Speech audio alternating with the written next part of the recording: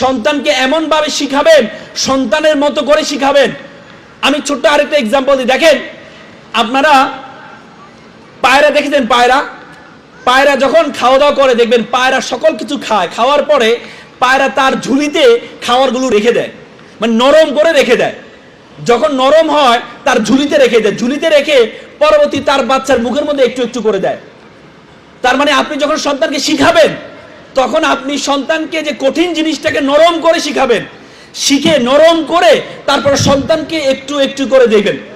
আমরা সন্তানকে চিন্তা করে নিজের মতো করে, যে আমি পারছি, একবার পরে আমি মুখস্থ করে ফেললাম আর তুমি মুখস্থ করতে পারলা না।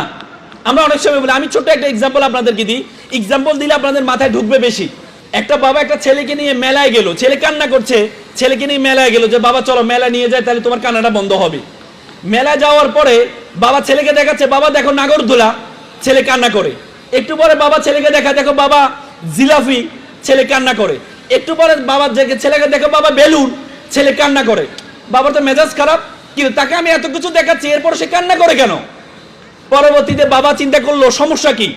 পরে বাবা ভাবলো মেবি তার জুতোতে মনে করে ব্যথা পাচ্ছে।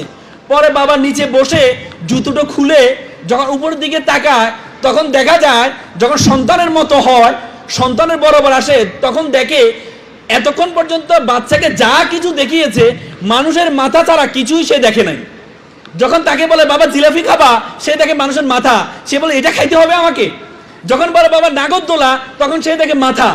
যখন দেখে বেলুন, তখন সে দেখে মাথা। তখন বাবা বুঝতে পারলো যে আমি যখন তাকে বলছিলাম তখন সে কিছুই দেখিনি। যখন সে সন্তানের মতো করে বসলো, তখন সে বুঝতে পারলো এতক্ষণ আমি যা দেখিয়েছি আমার সন্তান কিছুই বুঝতে পারেনি। তার মানে আপনি যখন সন্তানকে যখন বুঝাবেন, সন্তানের মতো হয়ে বুঝাইতে হবে। আপনি যদি নিজের মতো করে ভাবেন, তাহলে কখনো সন্তানকে বড় করতে পারবেন না।